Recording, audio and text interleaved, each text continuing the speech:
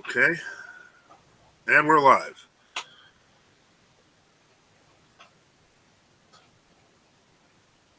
Hello, this is Hiram Mechanic. Hi, this is Deacon Joseph Swaden, and we are doing Orthodox Apologetics live.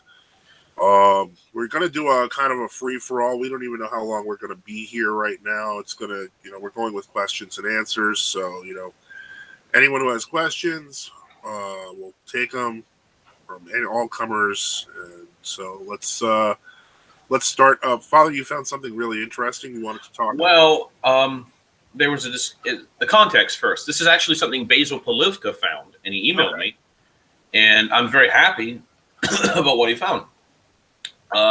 So Basil, last night or yesterday, put a post on the War Room about the dialogues of St. Gregory the Great. And in a book, I'm going to bring it up in the Standard English translation of St. Gregory the Great, in Book 2 of the Dialogues. So book 2 of the Dialogues, I'm sending a link. I'm going to put the link in the chat. Okay, so you want me to put it up on screen? I've learned how to put it up on screen, by the way, so this is something cool. Thanks to RC Apologist for his showing us that you can do that in Hangouts, so this is going to be really fun and handy. Okay, so in Book 2 of the Dialogues, I want to show people what the Standard English language translation of this says. book from St. Gregory's Dialogues. And I'm going to put the link in the chat, and maybe you can pull it up on the. I'm going to put the link. I'll be able to pull it up from the link. Also, we've also sent a live chat out in the Orthodox Apologetics War Room War Zone. So if you are a member, you can join in the chat directly in the Hangouts. So here's the Standard English translation of Book 2 of the Dialogues. Where are you putting in the chat beside the stream. Oh, so you're putting it in the outside chat. Yeah. So if you can pull that up. Okay. What chapter 4 you said? Go chapter 38, the very last chapter. 38. Okay, so we're putting chapter 38 up. So hold on one second as I use this amazing new technology. So I'm looking and waiting to see if it comes up. So. It will. Hold on. We're going to go here and go there and share. Bada bing. It's up. All right, now, okay. I don't see it on the video. That's why I'm asking. No, it'll be there in a second. Oh, there it is? Okay. Yep. All right, now, there's a disputed passage in this chapter that Roman Catholics like to bring up a lot. And if you look at the part, the third to the last paragraph. Mm-hmm. Okay, where it says, I do not... Okay, so first off, the dialogues of St. Gregory the Great are basically discussions between St. Gregory the Great, the dialogist, and the Deacon Peter. I believe the Deacon Peter, where they talk about the lives of the saints and various things. And if you can blow that up a little bit, Father Joseph. Yeah, hold on.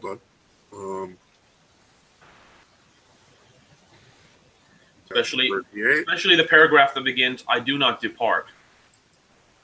Okay. Okay, you got to go down 30. Okay, go down. Hold on. Something has okay, all right. So that's all right. Okay, so it says, St. Gregory says, but he whose mind is fixed in God hath so much the greater merit of his faith, in that he both knoweth that they rest not there in body, and yet be there present to hear our prayers.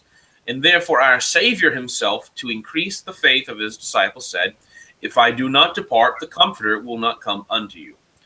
For seeing certain it is that the comforting Spirit doth always proceed from the Father and the Son, why doth the Son say that he will depart, the Comforter may come, who never is absent from the Son?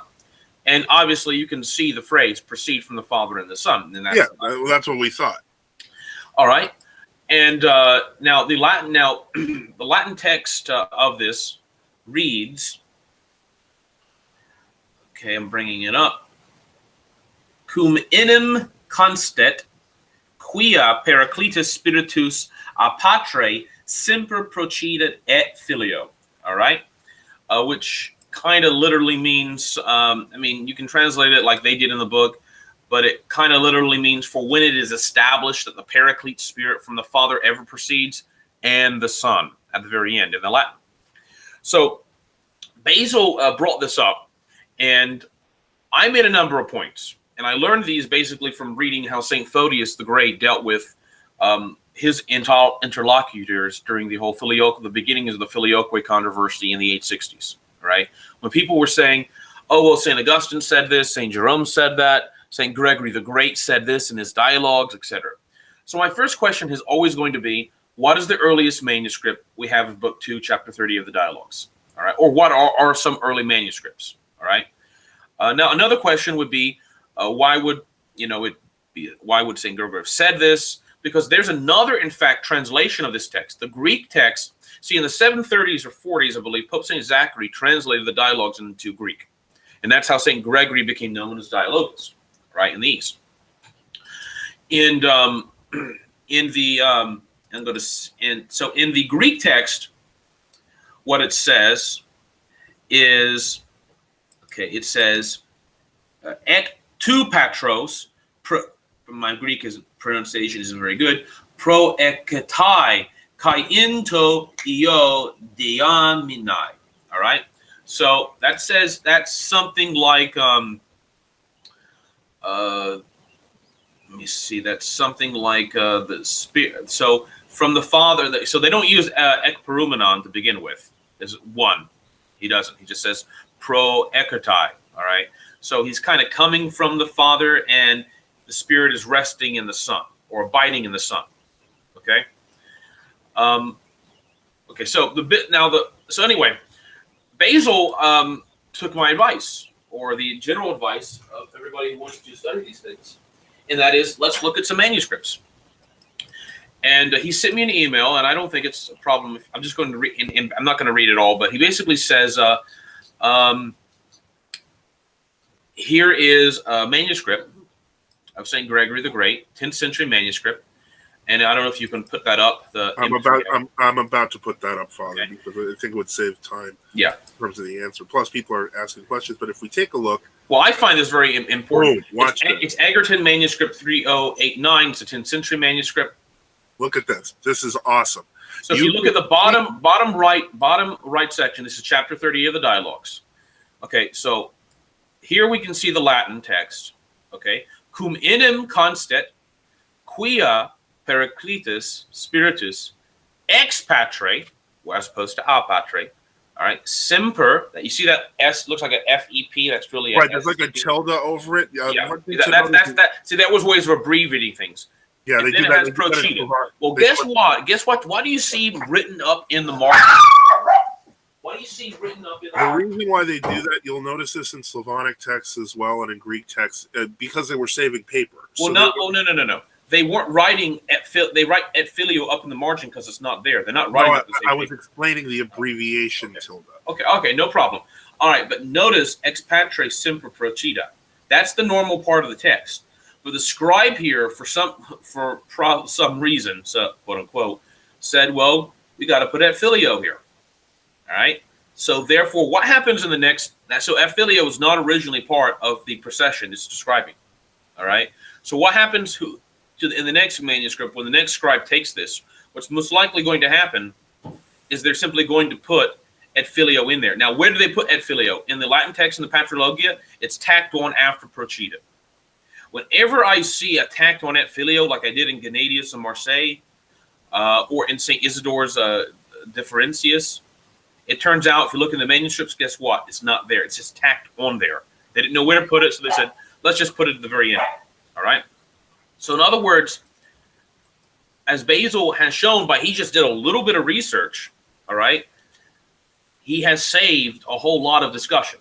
So we don't even necessarily need to go into what did St. Gregory mean, because guess what? He didn't say et filio in this phrase, in the dialogues. So. Yeah, so basically what it comes down to... Now what's a more interesting question is, why would St. Zachary in his translation say the Spirit proceeding from the Father and abiding in the Son? So that's actually a more interesting question. But nevertheless, as we can see in the manuscript, et filio is added on their phrase. It's not original from just preliminary research to the dialogues. Father, I want to get back to the discussion of this because this is interesting and it talks about it definitely speaks to the proper apologetics method of going to the original text, going to primary sources. Now it's folio. Now I'm going to put the link in the chat and so people know it's folio. It's if you want to look up the actual manuscript, I'm going to put the link in the chat and it's folio 35V. Anyway, right. Continue. Okay, well, we got questions and answers, so we got to start on those. And the first one is, what are the councils that condemn Calvinistic doctrines? Probably, obviously, the first, the main councils you're going to be looking at are the Synod of Jerusalem in 1672, because that basically point for point was an actual refutation of Kirill Lucaris's Confessio, which was in fact a demonstration of Calvinistic doctrine. I think part of the interest, I think it's an interesting council in the sense that it tries to avoid using terms that are popular with Calvinists, while at the same time it kind of skirts that thin line because later Roman Catholics would try to use the 1672 council and claim that we believe in Roman Catholic doctrine, such as using the word transubstantiation. That it's that we would use more mechanical terminology, which we try to avoid. But to answer your question, the condemnations of Calvinistic doctrines can be found in 1672. Unless you want to add more to that, Father. Nope. Okay. Let's see here. Okay, Boniface, are you going to do an episode on the Frankish thesis? Yeah, we are. And I'll be honest. Part of the reason we haven't is because we got kind of swamped. It's kind of been an interesting week. It's been, we did the discussion with RC Apologist. He put that on his channel, and then I had some choice words towards about this fellow Jay Dyer, and that caused its own thing. So we kind of, and then that's kind of continued on even into yesterday. So we kind of haven't. We will get to all these things. That's why we're doing a question and answer one, because that was a request in the last episode. So we're doing a question and answer one. We're going to keep going till we answer all the questions. Again, if you're in the Orthodox Apologetics War Room or War Zone and you feel like jumping in, you can. Let's see here. Okay, now let's go to the next one. All right, this isn't really a question.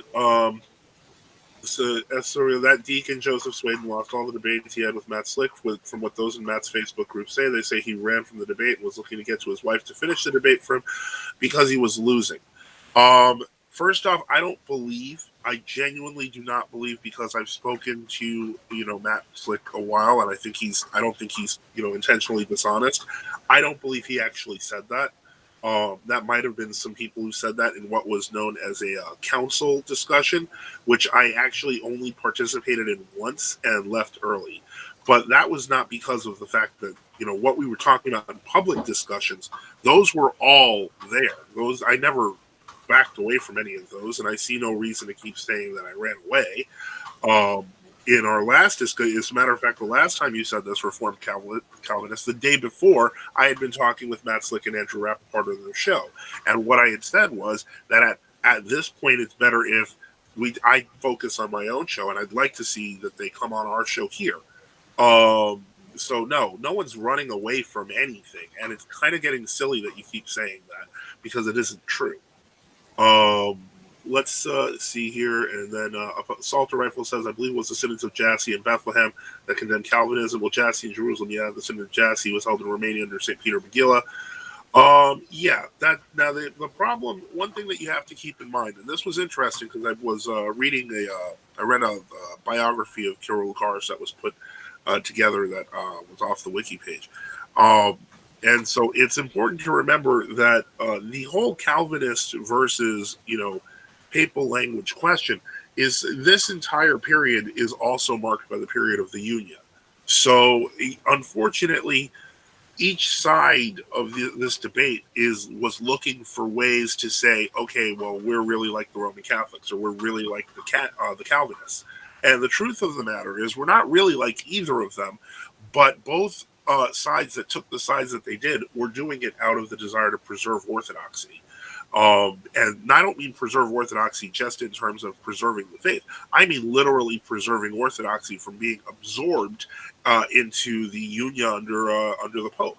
So this is that's something that colors a lot of the discussion there and a lot of the terminology. So let me see here. Um, Father, did you want to add anything? No. Neuromancer Wintermute, what's your opinion on the Toll Houses teaching? I used to think it derived only from visions, but it seems to be referenced by many church fathers. It's contained in the Octoico Services iconography. We have covered this before. Maybe we'll do an episode on it, but the Toll Houses are real. No one is, you can have theoretical discussions over whether or not how many toll houses there are, that the angels and demons enter into disputations over us at death is indisputable even from Scripture. The point is, in the end, it's a toll house is not going to make the difference between whether you're going to heaven or hell. It's just a description of how it's going to happen. So I hope that helps answer that. Okay. Question: History of the biblical Gregory Thermotermus. History of the biblical chapter, verse divisions, and orthodoxy. Well, that's interesting. The truth of the matter is, orthodoxy didn't. We didn't develop those chapter and verse divisions. That was developed by I think, an English Roman Catholic cardinal or bishop in the 13th, 14th century. Yeah, and it was fairly late. Because and that's why it's very convenient, I would say. It is. It's handy, to say the least. But it also kind of I found that it's kind of it helped create the problem of people quote mining, because when you're in a church and in the church, actually I should say, where basically readings were done long and complete, quick references to a single verse out of context was much more difficult. And so I think, it's a double-edged sword. It makes it a lot handier to find things, but on the other hand, it makes it a lot easier for people to take things out of context. So in any case, now, as I want to get back to this because I don't see any more questions yet, but this discovery and I should say rediscovery, if anything else, of this text of Saint Gregory the Great is a clear demonstration that basically, if you go back to the original text, you go back to the original manuscripts, because that is the Orthodox Apologetics method. It is not reference this second or third hand person or us on YouTube. What it comes down to is this. Yeah, and I should note, as Basil and others have, and I brought up, that it's ridiculous that there are people who are writing so-called professional books on this subject. But guess what? They go ahead and use second or third hand sources. They don't. There's no excuse at this point that you cannot use the online free digitized manuscript services. And Basil, he just did this last night. I just said, maybe we should look at the manuscripts. And there it is. An hour ago, I get an email from him. 2 hours ago, I'm sorry. And he's like, here it is. This is interesting that it shows you can do your own research. You don't have to rely upon what, somebody says, somebody said. You can look at your own manuscripts now. Now, you couldn't do this 100 years ago unless you were unless you had like a permission and such. But so anyway. I agree. You'd have to get permission from the libraries. You'd have to get permission from often, if they were church libraries, you'd have to get permission from your diocesan bishop or things like that. In other words, these things were really locked away. And so, it was only academics with credentials could even get their hands on this stuff. And so that's the beauty, as fallen and difficult as our age is today, in terms of defending the truth of orthodoxy.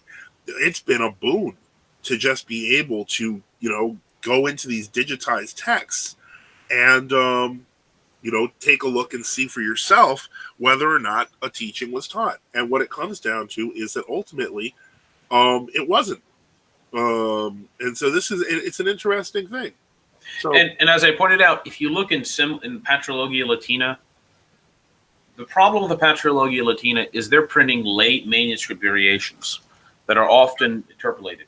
And this is why people, if you look on the Wikipedia page with the Filioque, they'll say, well, the Filioque was constantly taught since the 4th century or the 5th century in the West. And they'll point out Pope St. Damasus' decrees, which if you look at the old manuscripts, don't have the Filioque.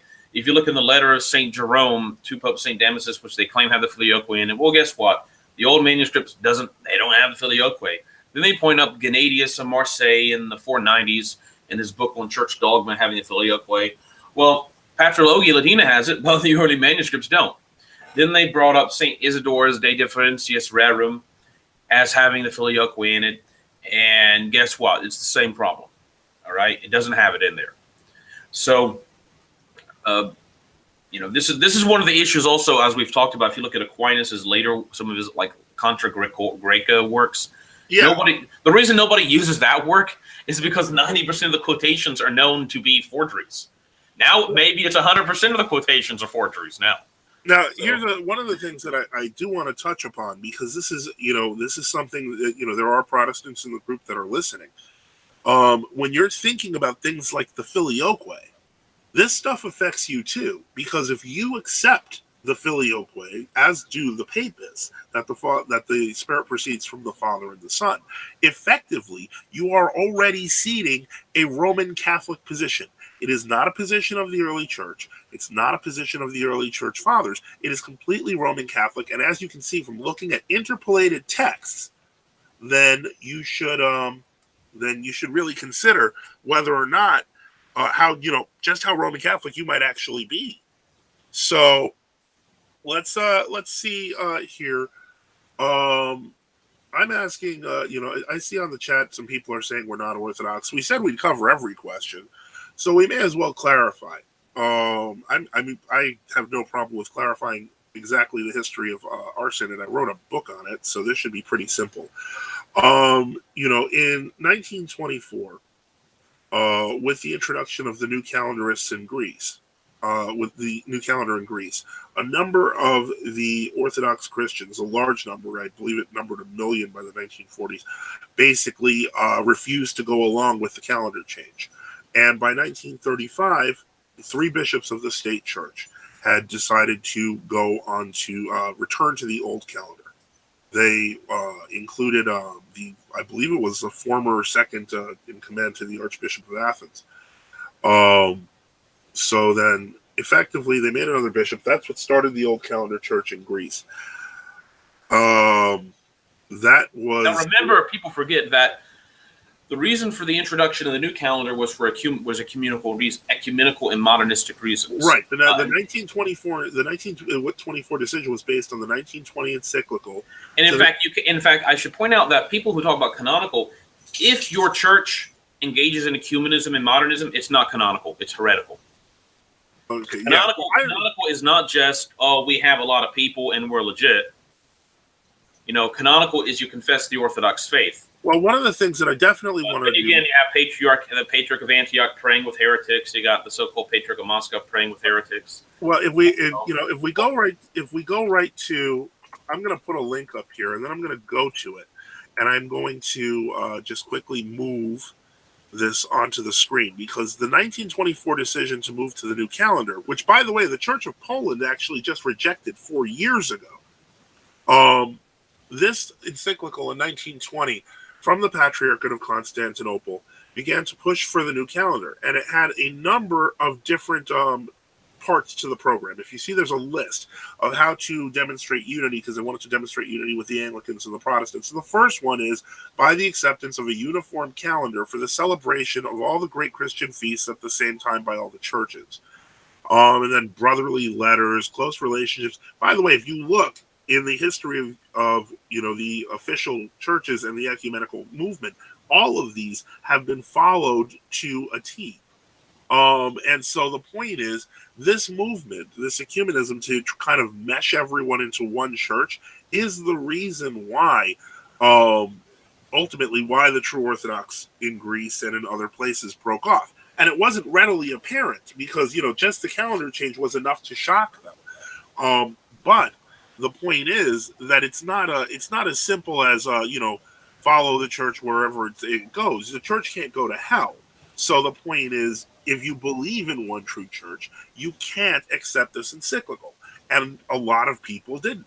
And the point is, their hierarchies, the hierarchies of those who broke away following Canon 15 of the First Second Council. If you're not familiar with it, the one reason to separate from a bishop is heresy. So if you don't believe that you are that the church is one, that the Orthodox Church is the true church, and you believe that there are multiple churches, and you're an ecumenist, you're a heretic. You're not in the church. So the point is, if we continue on, because we're going to be having a lot of discussions on this. Reformed Calvinist, is it true you're not really an Orthodox deacon? Reformed Calvinist, until you stop lying about me, I'm not going to answer your questions. So let's see here. I'd rather Old Orthodox in the very trad World Orthodox focus on uprooting the Protestant Catholic menace before arguing about calendars and canonicity. Mickey Mick, I'm sorry, but that the reason we're even having this discussion, the reason ecumenism is even being discussed, is because old calendarists exist. If we didn't exist, I guarantee you, in the 1980s, there would be no Orthodox Church. The whole point of people talking about defending or attacking ecumenism is because of the existence at the time of the ROCOR. And for all of you saying, oh, well, the ROCOR is canonical, the ROCOR wasn't canonical 12 years ago. Well, first off, it was canonical. When they say canonical, they mean you have to be in communion with the Moscow Patriarchate or the Ecumenical Patriarchate. We're not going to be in communion with the Ecumenical Patriarchate because it teaches ecumenism and modernism. Go to any of these modern seminaries of the World Orthodox, and what are they going to teach? They're going to teach biblical criticism. They're going to teach ecumenism. If you think biblical criticism and ecumenism, hold on, hold on, Father. I want to get to one point because this okay guy who's a Dierite, I get it. He's a big fan, so on and so forth. Jay Dyer talks against ecumenism, but what does his bishop teach? What do his priests teach? So before you go condemning us and saying, "Oh, well, you guys aren't really in the church," well, is Jay in the church or is he disobedient to his bishops? That's it. You can't, in the idea, no one's creating an Orthodox group. These were Orthodox who broke from the main body because of the fact that they considered them schismatic. Now, that's a very good point. ROCOR was always canonical, despite them not being in communion. They were always canonical. Yeah, well, they made the old calendarists in 1962. So, are they canonical too? Because ROCOR created them. Do you see how ridiculous this argument starts to become? The point is, you take the Patriarch of Jerusalem, Diodorus, who was persecuted to the end of his life. He was communing old calendarists too, and old calendarist bishops, not individuals. So you see, all of this stuff is kind of stupid when you try to, divide the line between canonical and not canonical, because there's no real line. Canonicity is determined by following the canons and by teaching the true faith. And if you're not doing that, then it's there's nothing else you can really argue. Yeah, for Protestants, this is a more analogous in the Protestant world to divide between the kind of evangelical fundamentalist conservatives and the liberal modernists. It would be like a Presbyterian Church of America saying Matt Slick isn't really a Presbyterian because he doesn't accept our main Presbyterian body. As with women's ordination and gay marriage and all the biblical criticism stuff. So, yeah. I mean, most people kind of know that there's a divide between a conservative and a more modernist, and that's basically something that's happened in the past 120 years. Yeah, and a lot of it has been tied to, surprise, ecumenism and modernism, two things that we condemn as heresy. And the point is, as I've said a dozen times, if you're in an official church and you condemn ecumenism, modernism, and Sergianism, there's really not a real difference in terms of what we're saying to what they're saying. The difference is, and I've said this before, is that we follow it to a logical conclusion. And obviously I have to explain what I mean by that. And what that means is that if you are following the canons and if you are following the truth of the faith, there are certain logical conclusions that have to be drawn. Does your bishop follow the faith? If your bishop does not follow the faith, according to Canon 15 of the First Second Council, you must go to a bishop that does. Now, based on what I'm seeing, say, for example, if you take, the Church of Poland, where they banned the old calendar finally, 4 or 5 years ago. They banned the new calendar you're talking about. The new calendar. I don't know what to say about them. Well, they're in communion. The problem is they're still in communion with people like the Ecumenical That's true. But now the question is, because now the Ecumenical Patriarchate and the Moscow Patriarchate are in schism from each other. So the question is, what exactly are we going, who's going to be right in the end? Well, the best position is not to have anything to do with those people. Yeah, and that's my point, is that when it comes right down to it, if you follow it to the logical conclusions, for us at least, it means you'd have to join one of the true Orthodox or the old calendar churches. And if you don't, you say, for example, you say it's bad, but it's not that bad yet. I don't really have much of an argument back on that. Because if you're still teaching Orthodox teaching and you're against ecumenism, modernism, and Sergianism, what do I have to say to you? Well, the problem obviously is if someone is saying they, in the abstract, agree with our theological position that modernism and ecumenism are heresies, but they still subsist and exist in a body which tolerates those things. I think that's an ultimately inconsistent position. Well, I think that the difficulty of this is that, because our official church position is that those bodies don't have grace. That's this brings the question of, I take Father Peter Heers, for example. And I bring that up because, no offense, even though he's taken the fighting from within position, he's taken a lot of flack for it. He's had to move from how many times has he moved, in the past 3 or 4 years? Because, he gets in trouble with the official hierarchy. I think what happens is people like him and others had to leave Greece because, especially, they were in northern Greece. Yeah, and there was a famous New Calendar Greek teacher named Theodore Zesis. Yeah, and they in fact deposed him because he condemned ecumenism. So, in any case, and that's my point. And now the question is whether he was fully deposed, whether he was reinstated.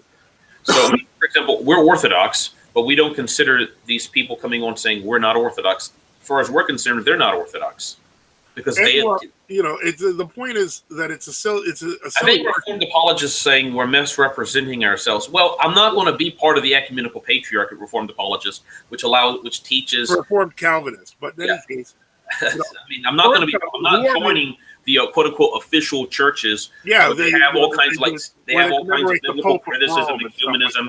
And they do prayer services with the papacy. The Orthodox in the 1920s, the conservative Orthodox, rejected that and rejected communion with people who did that. So I'm not joining that body. Yeah. It's interesting that you got both basically ecumenist, modernist, Orthodox, and you got Calvinists coming on here saying we should join the modernist ecumenists. Yeah, it's silly, and ultimately, I would, Reformed Calvinist guy, I'd worry more about whether your church teaches the filioque and before you start talking to the Orthodox about, Roman Catholicism. As Landebord says, it seems counterintuitive to break off with the majority of Orthodox in America when Orthodoxy in America is so young. Well, that's actually probably the best reason to do it. And I say that because, it's difficult when you're in a very established Orthodox place. Like I'm in, in Northeast Pennsylvania. And this is the land where, St. Alexis actually brought back thousands of people from the unions. And so it's difficult when you go through an established area and you see these churches that have become emptied to a large degree because of ecumenism, and you feel for them. I mean, I'm not happy that they're teaching this stuff in the seminaries and so on and so forth. I would love it if I could go to the church down the block. But the point is that in areas where there isn't an Orthodox presence that's heavy, that hasn't fallen like that, you have an opportunity. You have an opportunity to make a true Orthodox community. And I think it's a little bit difficult to say that it's like, well, Orthodoxy is young in America. Well, Orthodoxy is old in Russia. What do you say to the 1 million+ true Orthodox in Russia? What do you say to the ones in Greece? What do you say to the ones in Romania? What do you say to the ones in Georgia? What do you Bulgaria. say? You know, in all these countries, there are true Orthodox Christians, and we're in communion with many of them all over the world. So I see no reason to say something to the effect of, well, you know, Orthodoxy in America is young. It's not like I'm holding, you know, the Fanar as the standard of Orthodoxy. So why would I care? You know, I mean, we have, you know, as I said, we have hundreds of true Orthodox, maybe not hundreds, a couple of hundred true Orthodox bishops on earth. And, you know, they all their communities, they're thousands of people, they're millions of people in some countries. Why would I, you know, suddenly say, well, you know, we're too small here? And the argument about you're breaking with the vast majority, the problem is that's essentially the Roman Catholic argument they've been using for several hundred years. The Roman Catholics say, well, we're bigger than you. You're such a small group. Why don't you join us? And that's also what the Monothelites used against St. Maximus the Confessor. And remember when they came to St. Maximus the Confessor and they said all the patriarchates, even Rome now supposedly, under what's his name? Not Valentine. Theodore? No, it was one of the popes that actually kind of in the 650s, after they got rid of Saint Martin, who was like going to make some kind of compromise. Julius or no? Whoever the pope was in like 659 or something like that. Anyway, they came to St. Maximus and they said, even the Church of Rome is going to agree with us. And St. Maximus' answer was that, I don't care if the vast majority of the people who claim to be Orthodox are teaching this heresy. I'm not going to be in communion with them. So the argument about, I mean, was St. Maximus arrogant, or, you know, was St. Athanasius arrogant, where he wasn't going to be in communion with the official Arian church that was like 90% or more of the East?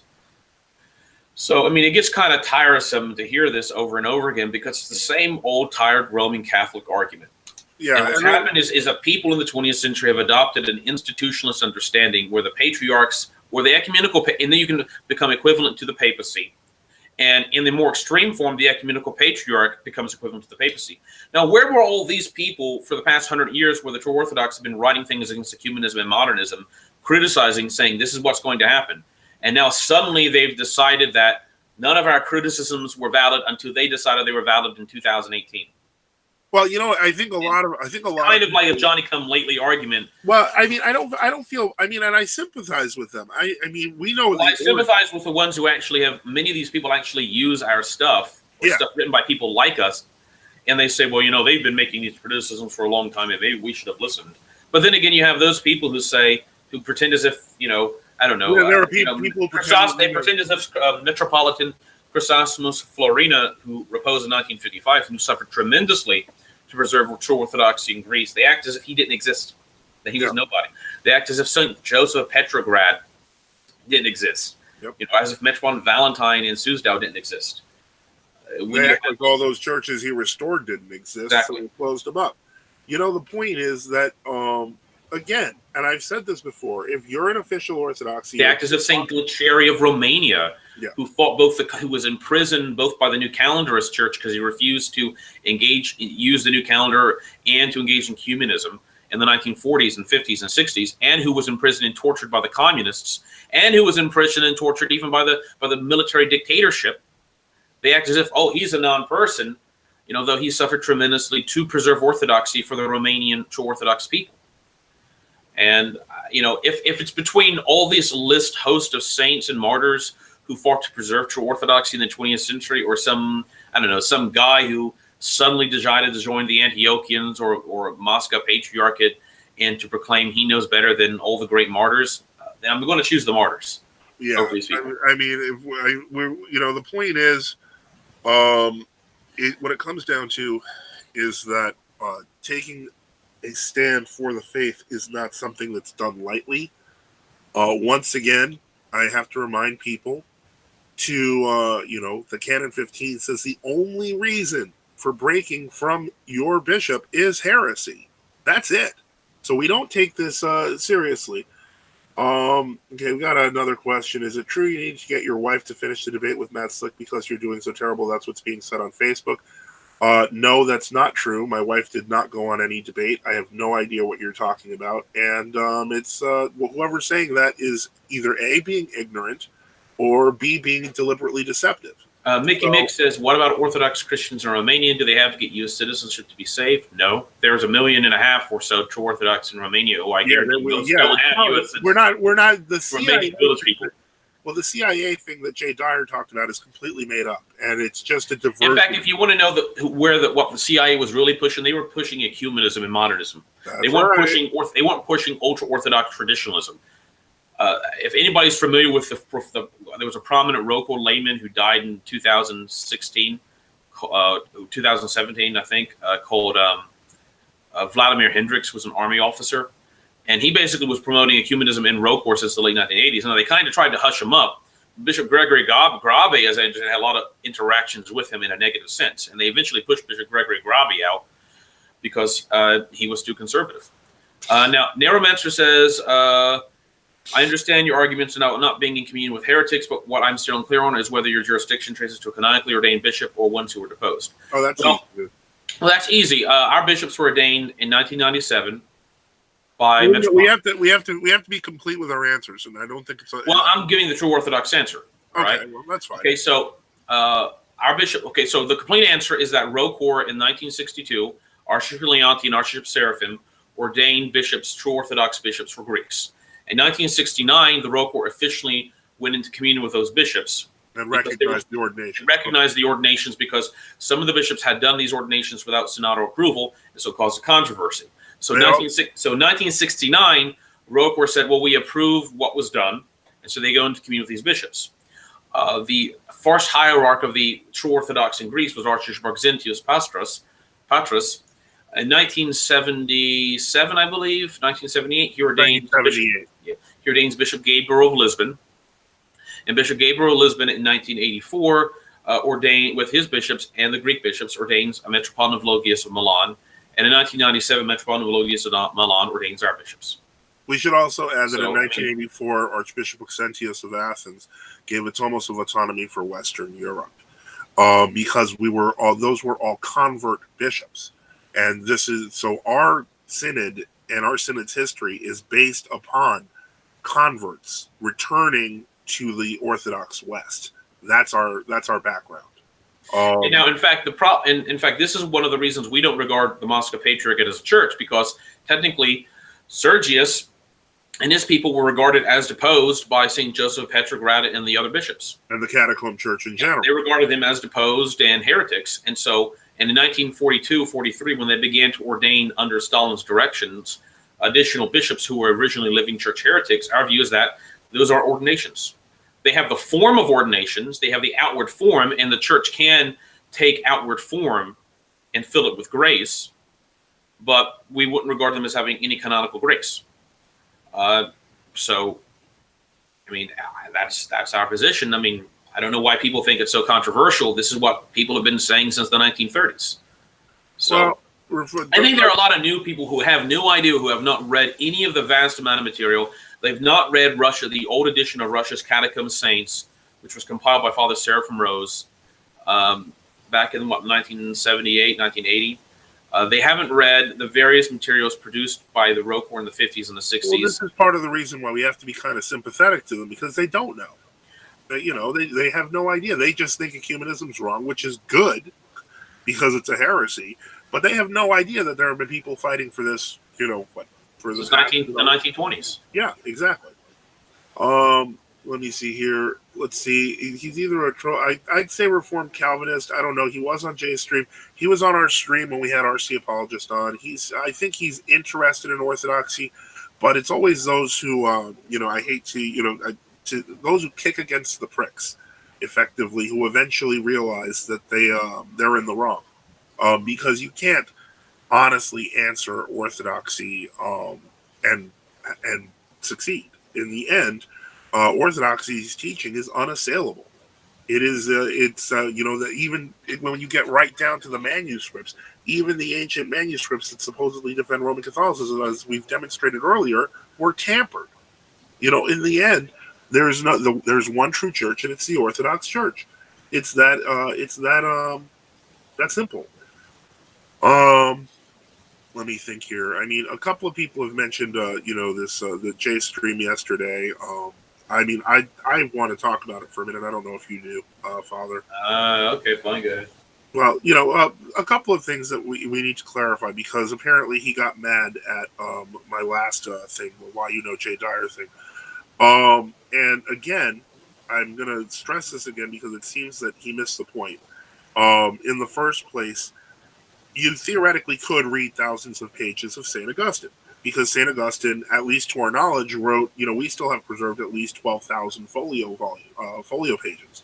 So in theory, you could, in theory, read thousands of pages of Augustine. But I once again have to point out, if you did read thousands of pages of Augustine, then you wouldn't behave the way that you're behaving when you're trying to start fights and upset and, cause people, to harden their hearts against you. That's a sin.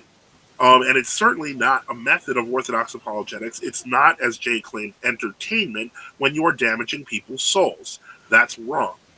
I did not realize he was 40 until I put the video up, and then he said I'm 40, and he doesn't seem to want to mention that now. But he did refer to me as a boomer, which I thought was funny because Father Enoch, you're actually, I think, 4 years younger than him, and I'm 4 years older than him or something. I'm 34. I'll be 35 this year. So you're okay. So you're 5 years younger than him. So us boomers, who apparently, I guess we were offended with his techno. To quote Eminem, nobody listens to techno, so that's beside the point. I'm not even going there. And finally, just I think it's silly. I think it's silly because our focus is on Orthodox apologetics. It's not on promoting ourselves. My dream would be that eventually other people who have their own shows. God Save the Tsar. He has a great show. I want him to keep going on it. And eventually, when we get old and tired, that we get replaced. That's the goal, is that, because the method, again, is always the same. Go to the fathers. See what the fathers say in terms of the interpretation of the scriptures.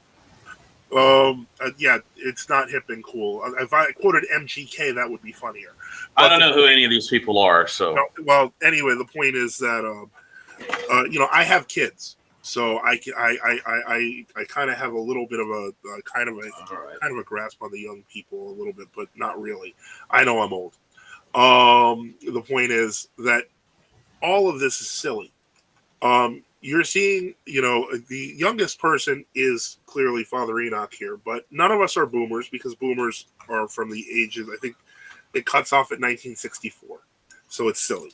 But again, the goal is always the fathers, learn what the fathers teach on the scriptures, and defend the faith that way.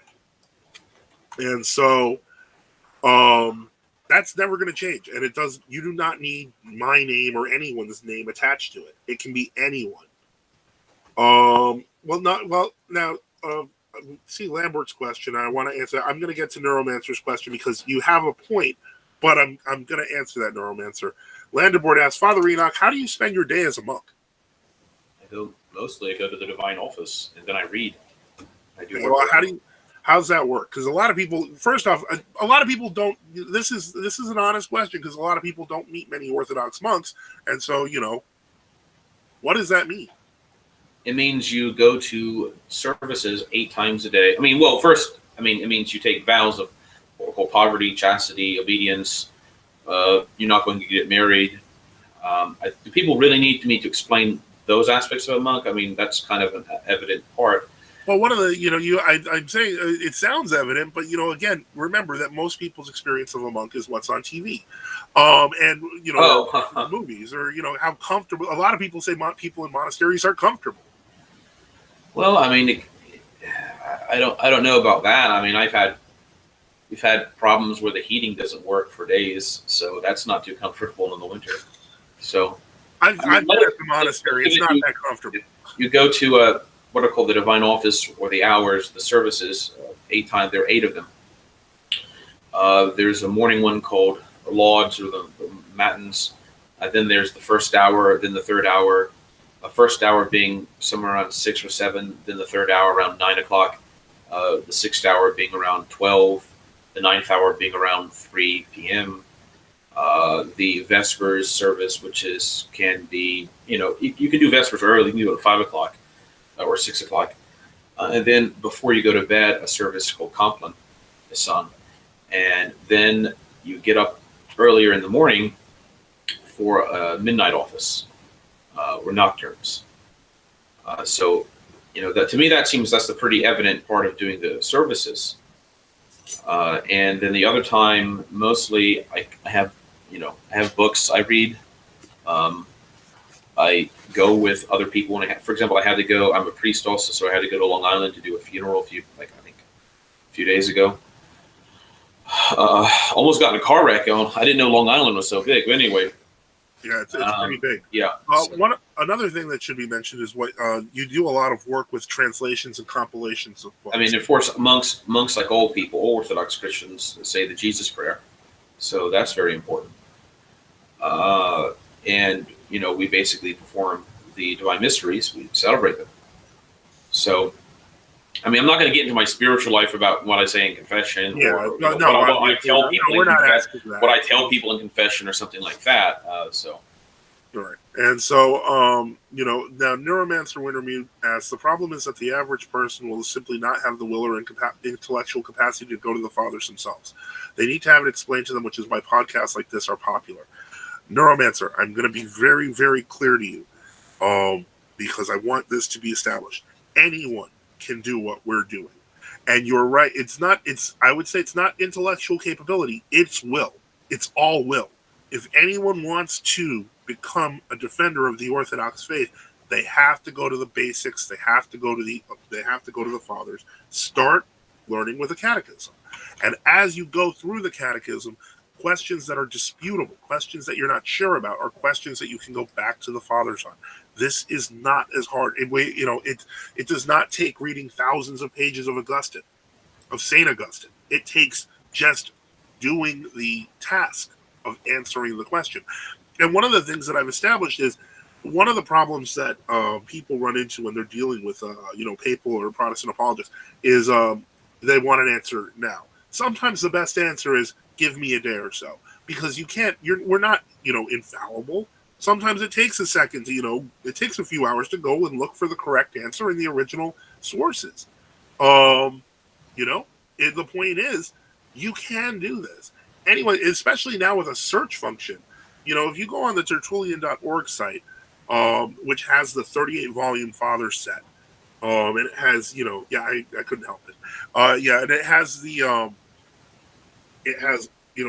most of the Fathers translated in English that are available in the public domain. It's a big deal. It's a lot of stuff, but you can whittle it down. And you read the full text and you read the full passages. It's not that hard. And people who say it's that hard, who say it requires college degrees and stuff like that, that's a lie. It's not true. And I've found that many of the people with the degrees are the ones who end up getting indoctrinated into things like ecumenism, so on and so forth, and they don't even realize what the fathers are saying. Yes, Tertullian.org is right. Let me see here. Okay, what's it like raising kids and being a father? Well, it's raising kids and being a father. I mean, there's a lot. Trust me, there's a lot of people who talk about that on YouTube, and I'd say that probably, with the exception of anything that involves anything wrong or sinful, pretty much that experience is pretty much the same. If you're young and you're not sure, whether you want to be a monk or not, people talk about like being a monk in the present day, like that's something wrong. It used to be that was something people aspired to, and then they said, well, maybe I'll just settle and get married. People fell off the ideal. And the other idea was oftentimes when a couple got into their 50s or their 60s, they would separate and take, and that still happens, in fact, in traditional Orthodox countries.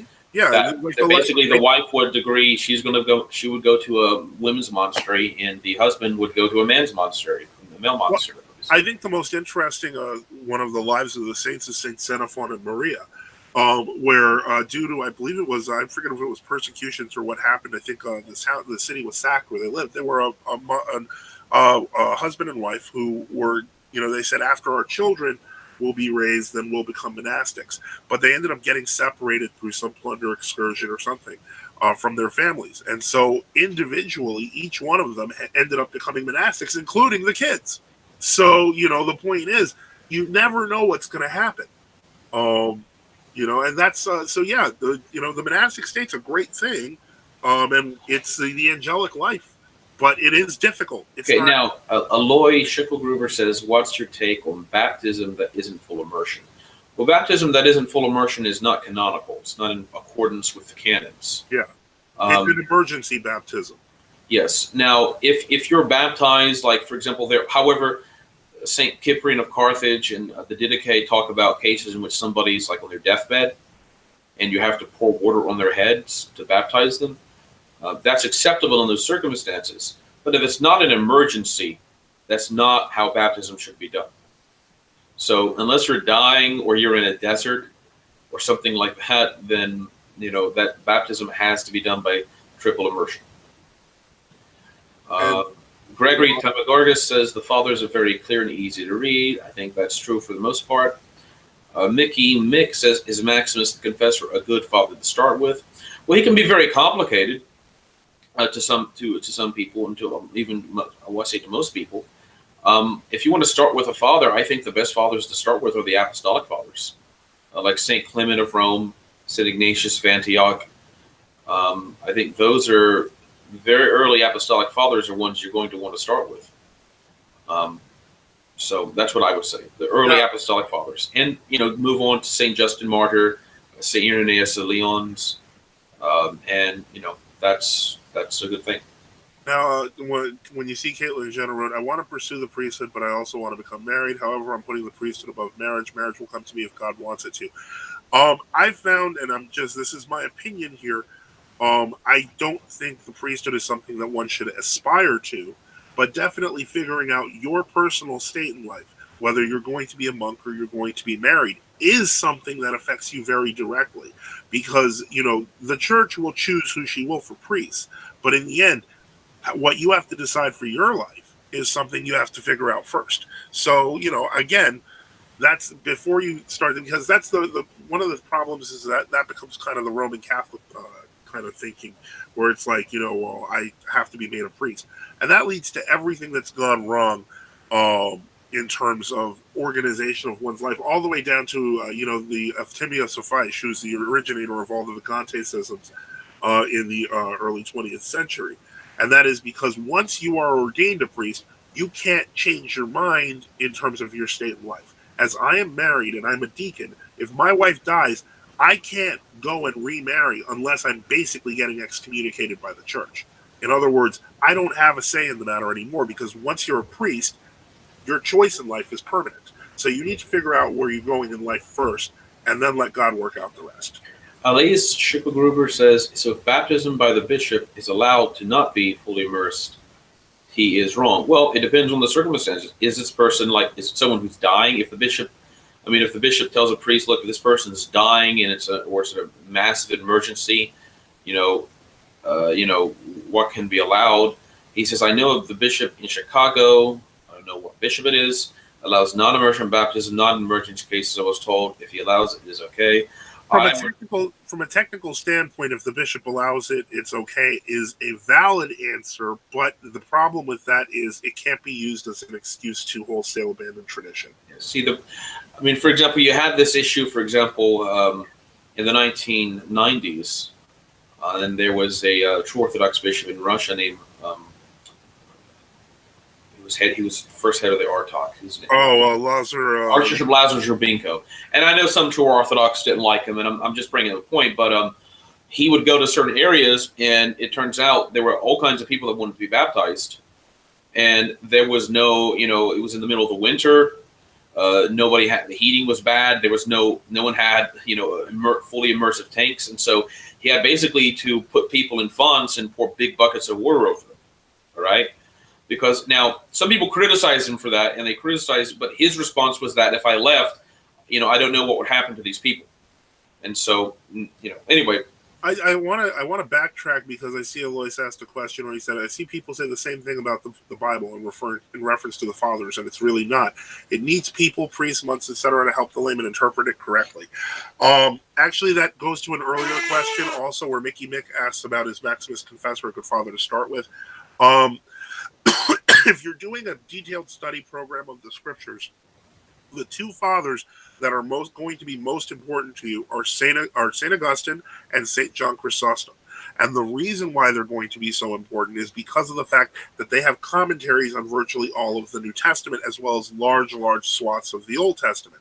So you don't have to worry about misinterpretation if you simply go back to those fathers and look up the verses, quote by quote. Another way to do this is a condensed form of that would be the Gospel of Blessed Theophylact, where he basically took their teachings and went verse by verse and went through them. So no, you don't need a spiritual father to read the Bible, as long as you have the church fathers by your side. And if you have and of course, you should always be part of the church too, I think. Yeah, exactly. And you have to take the sacraments, because if you try to divorce everything away from itself, I mean, you end up becoming like, what's that one monk in the Desert Fathers, and all he did was read the Bible, and you know what I'm talking about, Father? Like, he only read the Old Testament and something. The one that read the Old Testament, and then he ended up getting possessed, or yes, because he kind of came to the conclusion that he knew better than everybody else. So the point is, and in the end, he couldn't recite a verse of the New Testament.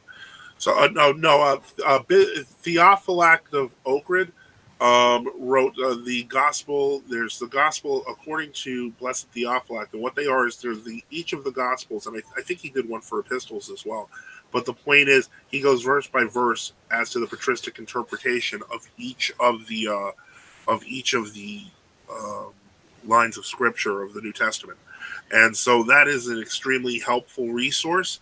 I believe I cannot officially endorse the Orthodox PDF exchange because there's always people who are like, well, is that legal or not? But those books are available free. What is the Orthodox PDF exchange? The Orthodox PDF exchange is a group on Facebook where they take books that are sold, etc., and they own them, and so they scan the PDFs of the entire books, and then they they put them online. And so you can get, like, I downloaded all of Theophylact's Gospels and so on and so forth. You can find parts of the Holy Gospel of Matthew for free, actually, on the Passaic site, and I put a link to it. Okay, well that's useful. But if you do go to the PDF exchange, you can actually get all 4 books of Theophylact. I think all 5 books. I think I have them downstairs in the library. Yeah. So that would be, well, for people who don't have it in the library, because this is one of the things I want to stress here, because, even though, yes, the monastery has a huge library, and, that's a good thing. The monasteries have always had a huge library. We don't want to give the impression that, if you don't have a huge library, you can't do apologetics. You can, because you have the biggest library in the world at your fingertips, and it's called the internet. And it's, right in front of you. So, use it. Don't be afraid to. Let me see, are there more questions? Please explain to me the reasoning or justification behind Vatican II liturgies. It's insane. Help me understand. Well, first off, saying it's insane, you're correct. You're quite correct in that they are insane. Mm-hmm. They were created, the Novus Ordo, or some so-called Missal Paul VI, that was published in 69 or 70, was created beginning back in the 1940s, when you had a figure named, he wrote the 2-volume history set on the Roman Rite. Are you talking about Michael Davies or? No. The other guy? He was a Jesuit German who wrote a 2-volume history set. Jungmann. Okay.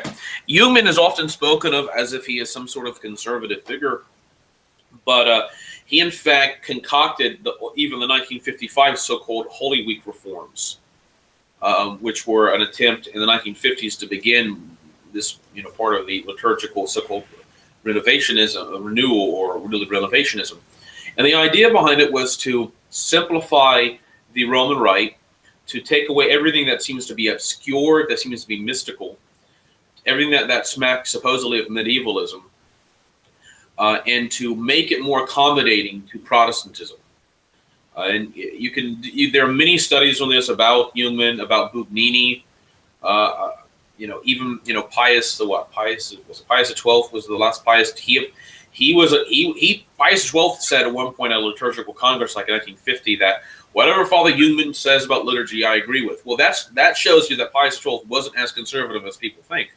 No, they they often try to contrast John the 23rd with Pius the 12th, but they really weren't that different. Yeah, so I mean, all this stuff was laid by him, and they brought it about in '60. They had this like interim mass in the '60s, and then they led up to 1969, because a lot of people initially thought in the 1960s that, oh, it's just going to be a vernacular translation of the Tridentine Mass, all right? But that's not what happened. And so they kind of create, I mean, for example, if you look at the ordination prayers that they composed in the 1969-1970 Vatican Pontifical, they claimed they were taking them from St. Hippolytus' Reapostolic Constitution, but they edited them severely so that reference to priesthood, sacrifice of the Eucharist, sacrificial ministry were removed from these texts. So even when they take supposedly ancient things, they edit them severely. Yeah, the governing spirit thing that Thaumaturgus is talking about. Yeah, there's all kinds of stuff they did to them. And you can go on YouTube, and there are numerous very good documentaries. There's a series by a Sedevacantist priest that is pretty good. It basically confirms what my own independent research was. Made by Human Hands or something like that. Michael Davies, the Roman Catholic traditionalists in the 60s and 70s and 80s, they did a massive research. And you know that it's basically to make the Roman Catholic service more Protestant. Yeah, Father Cicada, to make the Roman Catholic. I mean, I'm not endorsing him as a Roman Catholic. I'm just saying, the studies he's done about what happened. Well, that's actually the one thing I see Mickey Mick's question here, and I think it ties into this. Would one consider the Italian Unification War as the point at which Rome was completely compromised by the modernism that is, their canonicity and theology was obviously gone centuries ago? Remember things like the Feast of Christ the King, that was proclaimed in the midst of the Italian unification, wasn't it, or after it? I mean, people have this idea that Roman Catholicism was a solid bulwark institution.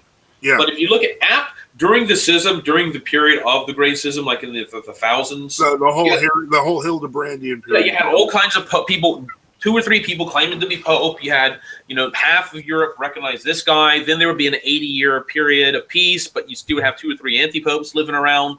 Then you have the Great Western Schism. That kind of lasted even up into the 1400s. And then when it seemed like they had peace by the 1500s, you got the Protestant Reformation.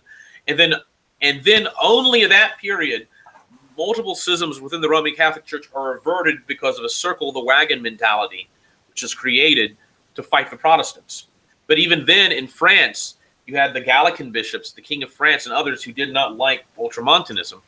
And then you have the early 1700s, basically the Roman Catholic Church of Holland, for all intents and purposes, broke communion with the Vatican. The Ultrajectines, yeah. Ultrajectines. And then you had the Febroniists in the Germany and Austro-Hungarian Austrian Empire. And technically they didn't break communion, but they were constantly criticizing, causing problems. I think the best way to look at it is that the Tridentine reforms cemented the illusion of Roman Catholicism being a solid monolithic body, but that was a myth. And the point is, Rome has been a mess ever since the Hildebrandian reform, and it tries to reform itself, and it reforms itself into new and different things, but they're never the church. And so what happens is that if you were to take, let's say, the so-called Missal of Pius V, what's often called the Tridentine Missal, and the various reforms of it, would that be more similar to the pre-schism services than the Novus Ordo? Yes, obviously. It would be much more similar text-wise and such.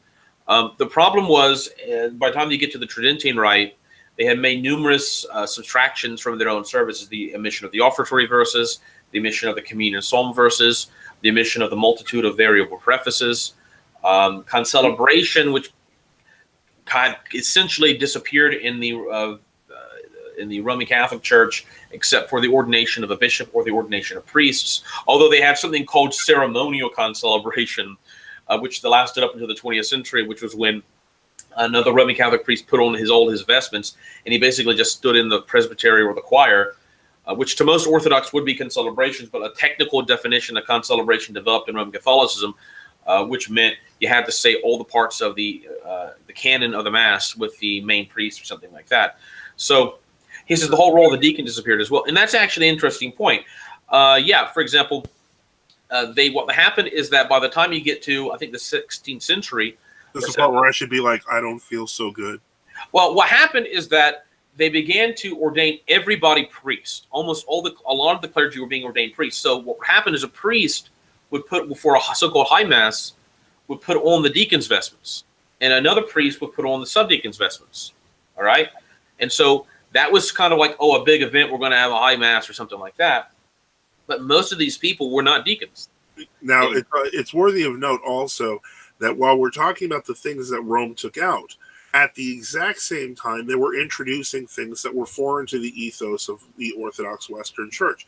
This is the point where they start, after the Hildebrandian Schism, you can see continual additions of, over the hundreds of years of things like the reliquaries being turned into monstrances for the perpetual adoration of the Eucharist.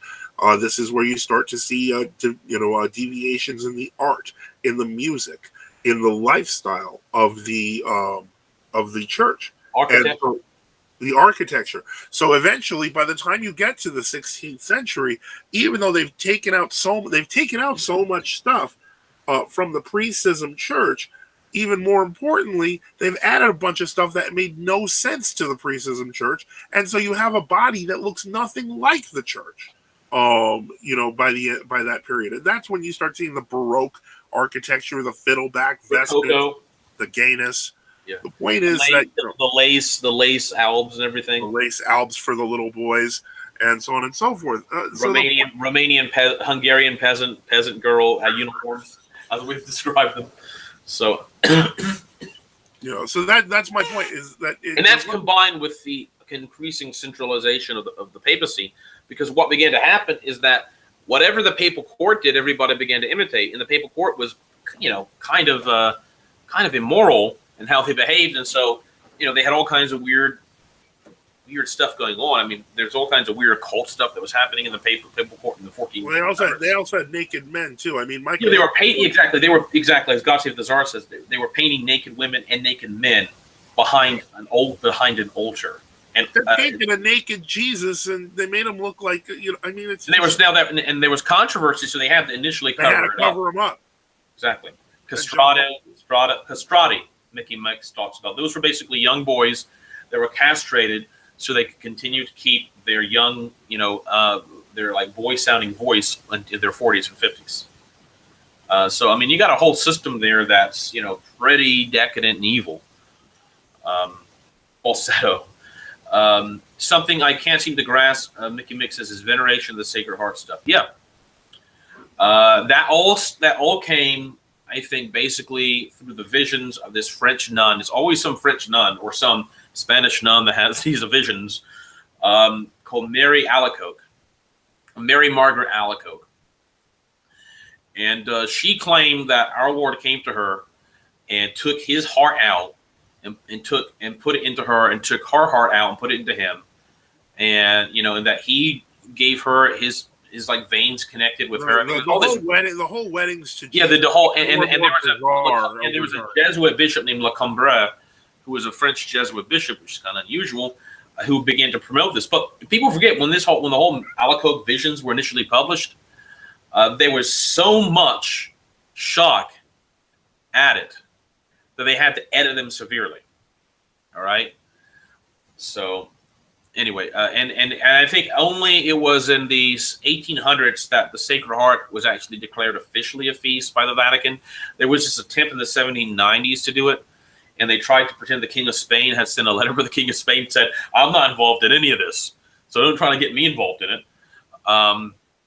So that's some of the craziest stuff. Now they will occasionally find references to the Heart of God, or some reference back in the 1300s, or even maybe they can find something in the 10th century in a Greek writer, some mystical writer. But the problem is that you can't really interpret the Sacred Heart as some kind of metaphor for the love of God, because that's not how it was. That's not how it was given to. That's not how the demons told it to Mary Alacoque. So that's all an attempt to reinterpret it to make it more acceptable, because most people thought it was crazy. So now Rambles says, you don't believe the Vicar of Christ stuff, do you? And God Save the Tsar correctly wrote, Rambles, there was a period when every bishop was considered a Vicar of Christ. It's not really a blasphemous term when you understand our theology. Well, I think the problem is that the term Vicar of Christ got elevated to such a level later in Roman Catholicism, I mean, they literally refer to the Pope as the representative of Christ on earth. And that's insane. And that, I mean, if it wasn't so big, everyone would call that a cult. I mean, that's the sort of thing that David Koresh sort of believed, but this was acceptable. Well, remember, there was, who was the Portuguese writer in the early 1700s? Antonio Figueroa. Oh, the Figueroa, yeah, the one who wrote he was like Tentativa Theologica. Yeah, and he was one of like the last of the Portuguese Gallicans, some people might call him. All right, and he pointed out in his book Tentativa Theologica that you go back into the 9th, 10th, 11th century, all bishops, as God said, the Czar pointing, were being called vicar of Christ because they were considered like just like the bishop is in the place of Christ in the services. And what happened over time is the papacy began to accumulate titles to itself and began to say only itself can be called vicar of Christ. Only the Pope can be called Pope to begin with. Only he can be called the Apostolic Father, the Apostolic Lord, even though, for example, the Patriarch of Jerusalem was called Apostolic Lord, the Patriarch of Antioch. And it gets to the point where people just think, well, only these titles are allowed to the Pope. For example, you remember there was a discussion we had on the forum some months ago where someone presented a text in Spanish where it talks about it was like the pontifical mass, and Well, what happened is it was something like Saint Cyprian or another writer, or Saint Augustine was writing about how we all owe obedience to the pontiff, and it was translated as owe obedience to the Pope. The Pope, yeah. But pontiff is simply the Latin equivalent of the Greek word hierarch. A pontiff is any bishop. Yeah. And the reason for that is because the bishop is the Eucharistic center of the church, as Saint Ignatius of Antioch. The bishop is there's the church. Yeah, so that's not a bad thing. But then it gets to this crazy mode where people are like, well, who's the actual vicar of Jesus? And that's never been a question in Orthodoxy. The actual vicar of Jesus is the one who holds the Orthodox faith. It's just a ridiculous question in our world. Yeah, St. Paul St. Paul says he's an ambassador for Christ. Yeah, apostle. Right. Yeah, that's where apostle comes from. Yeah. And now somebody, let me see. Gregory Thaumaturgus says so much of that traditionalist Catholics hold fast to today only goes back to the 1800s, and that's true. Yeah. For example, the fasting rules I think they had by the 60s and 70s or the 50s was that what you could eat.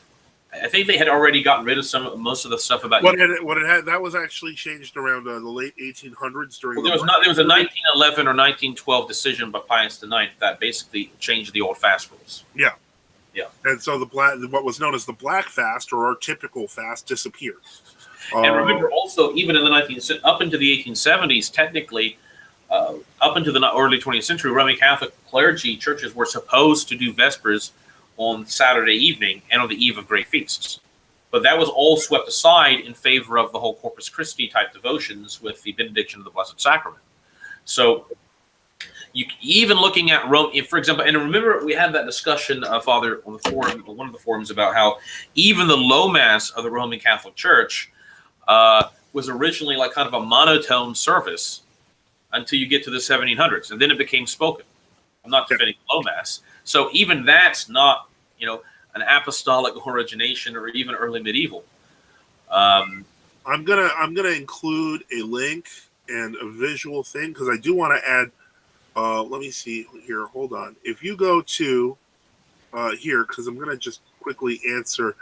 God save the Tsar. Fathers, is it true that the Eastern bishops had no problem accepting the prerogatives of the Roman bishop during Ferrara of Florence? No, this is absolutely false. This is what I would suggest. This is a great book to read. It is available free. And it is called The History of the Council of Florence. Ostromov's history. And it gives the memoirs of Soropoulos, which counterbalance the so-called official acta, which don't really exist, of the Roman Catholic Church. The truth of the matter is, when people accept what the Roman Catholics say happened at the History of Florence, is because they don't know Soropoulos.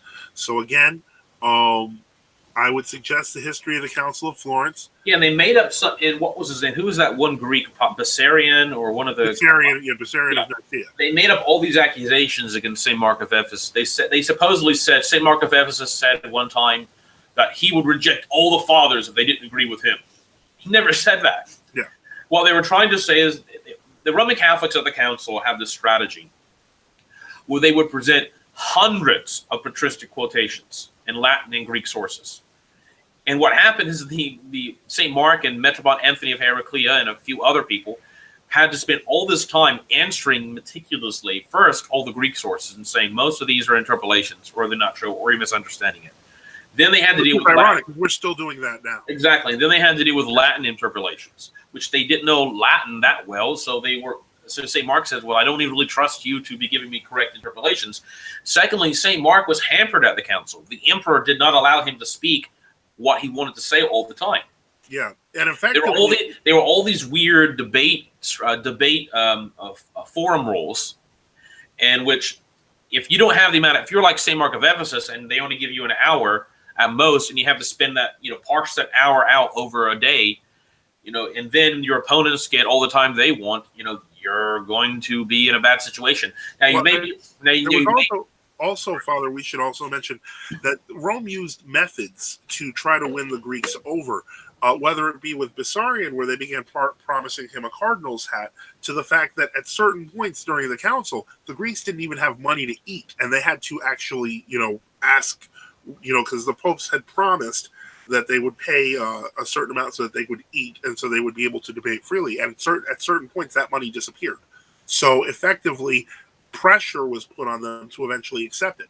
And so, and remember, I believe the emperor had already been compromised before the council.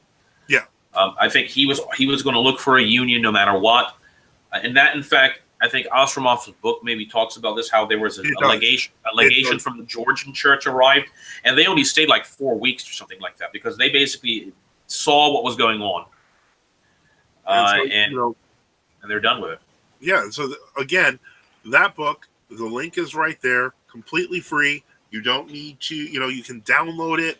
And the point is, that will help answer all your questions about the Council of Florence. You don't even have to trust us on it. Just read it. Let's see what we've got here. Reading about the Vatican I Council and behind-the-scenes machinations is eye-opening. I'd say reading about Hildebrand is eye-opening. Let's see. Seemingly unrelated, but how do modern rabbinical Jews interpret the pre-incarnate Son in the Old Testament? It seems obvious, more or less, that they believe that is God incarnate, unless they do believe in incarnation. I don't know how the rabbinical Jews interpret. Yeah, I'm not sure what. Explain in more detail. SSO Real says, question, please explain the Council of Orange. Okay, so what about the Council of Orange? Yeah, it was a council. It was the 520s. It was a council held in the 520s by St. Caesarius of Arles. Now, there is a canon in the Council of Orange which is often interpreted as saying that the human free will was destroyed. But, look at the Latin text. But it actually doesn't say that. It says it was weakened. It says infirmavit, I believe. Okay. There's Canon 13 of the Council. I'll put a link to it. This is why you have to be careful. There's a link. Here's the Council of Orange. Okay. Go. Now, if you look in Canon 15, it said they translate the word infirmatum as destroyed. However, infirmatum doesn't mean something is destroyed. It means it's been weakened, like you're sick, you're infirm.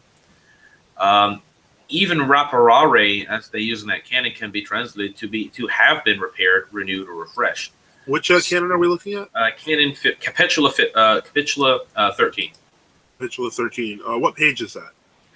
Hold on. Let me see. I'm speaking off memory because I've dealt with this a little bit before. Okay, it is on page, I think it's on page 30 maybe. Hold on. No, that's 13. Hold on. That's 12. I'm sorry. Okay, so page 31. Okay, hold on. Now, page 30 has the Latin translation. I mean, the Latin edition. So, Capitula 13 says, the choice of the will, weakened in the first man, cannot be restored but by grace. All right, now this is a correct translation. Some of the other translations by Calvinists and a few Roman Catholics have destroyed. But this actually translates infirmatum as weakened. The choice of the will weakened in the first man cannot be restored but by the grace of baptism. For being lost, it cannot be given back except by him who could give it. Wherefore the truth himself says, if the Son shall make you free, ye shall be free indeed. So this actually is this is the one I picked because it's actually a very good translation of the canon. So some Calvinists and a few Roman Catholics would translate it as the choice of the will was destroyed in the first man. But the problem is that, again, infirmatum doesn't mean destroyed. So. Let's see here. I prefer hardcovers. Yeah, if you can afford it, get it. And plus, all these Google Books, believe it or not, if you look on the left-hand side, you can actually order them. You can physically order these books. Okay, question. SSO Real, what early heresies later became modern denominations today? Most of them, thanks to the past 100 years or so. The Arians have come back with the Jehovah's Witnesses. Some Jehovah's Witness types have broken off and formed their own Arian groups. There's remember the early Seventh-day Adventists used to be Arian. And then there was a break in the Seventh-day Adventist movement between those who wanted to be kind of Trinitarian and those who wanted to be like straight up Arians. So there's also the Macedonian heresy, which is denying the divinity of the Holy Ghost. That's recapitulated in the Jehovah's Witnesses as well, but also in this group called the Worldwide Church of the Armstrong, Worldwide Church of God type people. I'm not even about Mormonism. That's like a mix of so many heresies and so many it's created things. There's Gnosticism in there. There's Greek philosophy in there. There's Origenism in there. Pre-existence of soul, eternal creation of matter. There's all kinds of Manichaeanism stuff in there. You can't quite pin it down. Though I would say the one way to pin Mormonism down is by describing it as basically a form of paganism. That's what I essentially think it is. It's a form of paganism with a kind of a American Protestant veneer. So, let's see here. Mickey Mick says Nestorianism is still alive, but not so well in Iraq and California. Syrians. He did ask. Speaking of which, what are relics? Relics are part of the. Relics are holy things and holy people, basically, that have passed on, or so on and so forth. For example, pieces of the true cross are relics, or parts of bones of saints. Bones of saints are relics. And we have the relics recorded early on in the church. For example, the martyrdom of St. Polycarp talks about how they went to take his bones and to venerate them after he was executed. So, and also we have they have things like the napkin, the miracle working napkins of the apostles, and even their shadows. Well, shadows you can't really carry around. You can't really have. No, those went with the saints. So, okay. Now, what do you, God Save the Tsars, what do you think of Cornelio Cadrano and the Iron Guard? I think, Father, I'll leave that one for you. Well, you see, it's a very difficult question because it often gets mixed up. They basically say, well, they're no different than Hitlerism or something like that.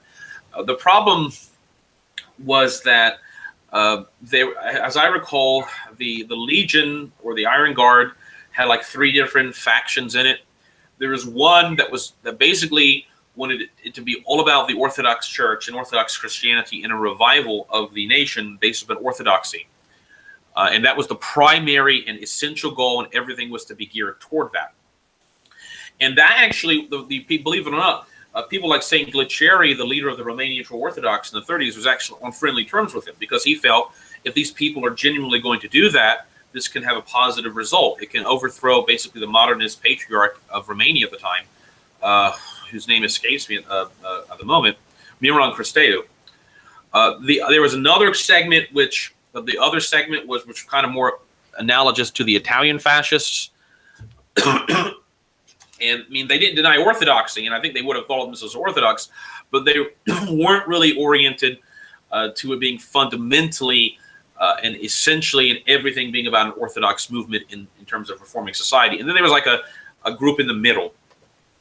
As I recall, the military dictatorship of Romania under King Carol horrifically persecuted the legionnaires, the Iron Guard, for years. In fact, in the memoirs of there's a Bishop Damascene, who's Romanian calendar bishop, and St. Glacier of Romania, they talk about having met many Iron Guard people, and they had a very high positive opinion of their piety. They did not think they were crazy people. The military dictatorship continued to persecute them. However, there came a point in which they had so much support that General Antonescu, had to form a government with Codreanu and the others. He had to stop persecuting them because the government was doing crazy things like killing Iron Guard people in meat factories and such. I mean, it was insane. And they formed something called the National Legionary State for like, I think, two years. But what happened is that the military dictatorship in the ruling elite in Romania did not like the Iron Guard's explicitly Orthodox orientation. And it got to the point where the Antonescu and the other ruling elite told Hitler that he had to support them. And Hitler basically said, okay, do whatever you want. And they basically killed the Iron Guard and they eradicated them. And then basically for the rest of the war, it was basically Antonescu. And the problem is that they ended up basically trying to blame everything on the Iron Guard. I'm not saying they weren't crazy Iron Guard people or whatever. And Codreanu did not like international Jewry and things like that. Certainly, I don't. But they weren't going around massacring millions of people, or anything like that. So I think it's a nuanced point. I think you have to study the whole history of the man. I think there are people who have tried to use Codreanu for the point of saying, well, he was like a secular nationalist Hitler type fellow, but that's I don't see that in Codreanu. Well, I'm just saying he was a political figure. And you need to study him for that and for what he thought and what he believed. But he was eventually killed by, as I recall, General Antonescu. So and obviously the Nazis didn't support him. So there were questions about the icons of God the Father. I'd throw that to my wife, who's an iconographer, but I would think that Reformed Calvinist would then think that I'm running away. So Neuromancer, Wintermute. Neuromancer says they're ridiculous, but they're there. The point is, and this is the difficulty of it, and this is where people come into the problem. Icons of God the Father, depicted as an old man, exist way into all the way back into you can find 7th, 8th century icons like that. Is it proper iconographic form? No, it is not. But the point is, has it been done? No. There are miracle working icons that have images of God the Father, like the curse root icon. I think the Tikvan icon also, right? Yeah. So the point is, it's not. They're not. They have God the Father at the very top. It's not like it's only God the Father or the icon. Right. And the point I'm trying to make is that you can use the Ancient of Days, but it's not. Is it proper iconography? No, it's not. It can be considered almost folk iconography. But is that something that God, is going to burn down a church for? No, absolutely not. It's an improper form that has survived because of tradition. So I should note that there has been, as I understand, a continuous discussion and even controversy over this for about 1,000 or 1,200 years. Yeah. For example, Pope St. Gregory II or St. Gregory III in an encyclical says, I think it's St. Gregory III in the 730s. Here I'm going to put a link that actually goes to that actually talks about this issue, has a pro position, just so people can understand. In which he says it's not, I think it's either Gregory III or Pope Adrian I, says it's not appropriate to depict the image of the Father because he was never revealed to man. Now the counter argument would be that they're not depicting the Father except in some sort of typological way, because there are some of the ancient. See, the problem is that if you go to there's the link. If you go to some of these, the fathers, some interpreted the Ancient of Days to be Christ, and some interpreted it to be a kind of a metaphorical, typological revelation of God the Father. Right. So this obviously creates an issue in that there wasn't necessarily a massive consensus everywhere. Now, God saved those verses, I believe St. John of Damascus. And exactly, I agree. I'm not disagreeing with you. I'm just trying to explain. Now, there's no physical manifestation of God. Is there any physical manifestation of God considered the Son? Well, obviously, Jesus Christ is a physical manifestation of God the Son. So, maybe you mean something more specific that we're not getting at. But there was in the 1550s, there was something called the Stoglov Council, Stoglov Synod under St. Macarius, or 1560s or 1550s, St. Macarius of Moscow. And among many of the things that was said at the Stoglov was they approved a type of depiction of God the Father, sometimes called the Old Man. I think sometimes people call it the Old Man Trinity icon. With the bird, you got the Holy Ghost as a dove, and then the Son. But then in the 1662 Council of Moscow, they basically said none of these are allowed. And the problem is it became controversial to try to enforce that. And so the Russian church, I think like in the 1740s, issued some kind of decision saying that everything that, they are acceptable. They didn't approve them in the sense of saying you have to accept them, but if people want to keep them, they can keep them. All right? Because it gets to the point where you're going to, if you start going into churches and, destroying, 400-year-old mosaics on church walls, and people have been venerating those mosaics for hundreds of years, that's going to cause a lot of problems. And I believe there was Metropolitan St. Philart who was the Roquefort Metropolitan until he passed away, reposed in 1985. There was supposedly a decision he was going to publish, and I've read this. I don't know. Maybe some people say it's true, where he was going to say that wherever image depictions of God the Father exist, they should be allowed to remain, but any new depiction people should be discouraged. Though that seems and as much as we, as much as one would like to have a right or wrong answer on this thing, the problem is that it just never stops. Yes, and what happens is there are people who are so passionate about this, they will say unless you say everybody must use some sort of depiction of God the Father, you are a heretic. There are people who actually say that, and then there are people who say the reverse. Yeah.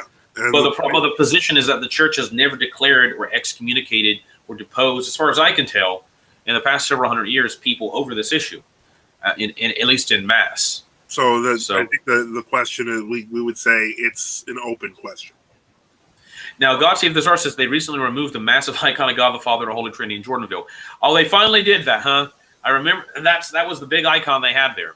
I guess they finally took it down. Why would they? Well, I remember there was a priest. He died. He originally was a Roquefort priest. I forget his name. He lived in Florida. He eventually he joined different groups. Eventually, he joined the Matthewites, so on and so forth, and eventually joined the Ecumenical Patriarchate. But the point is that he was very much in this anti God the Father icon party, and it was right after the Metropolitan St. Philaret's directive about no new icons being painted, but the old ones can remain. And what he did was, as horrible as this sounds, and I think this is a sacrilege, to be quite honest, he decided to, because the parish council basically was like, leave it alone, he went and took a ladder and some white paint, and he basically defaced the icon, forcing them to take it down, or forcing them to paint over it. So that's that's an extreme that I think nobody should go to. What's it called? I think that there's a difference between saying something is a canonically correct icon. Like we were talking about scripture in terms of what is canonical versus what is acceptable. I think that when you start getting to that level, you're really running the risk of sacrilege. So now, remember, there was the whole issue in the 80s between Dr. Alexander Kalamiros and Archbishop Exentius in Greece, among the true Orthodox in Greece. Yeah. And Archbishop Exentius' position, I think, I'm not sure if he had a real position, except, I think, if I remember correctly, there was an encyclical which was not that different from St. Philaret's, which was basically, exactly. It's let them remain where they are. Exactly. And Kalamiros was like, got so upset about it, he decided, like, I'm just going to stay at my home chapel now. And I think at one time he went into a church and he was like, I'm not going to bury the icon. He eventually only recognized Lazar Puhala. Yes. And then that was to the end of his life. So let's see here. Outside of that, I think we've been going 98 minutes. I think we can go another 20 at the most. I have to go up for around 3 o'clock anyways. So.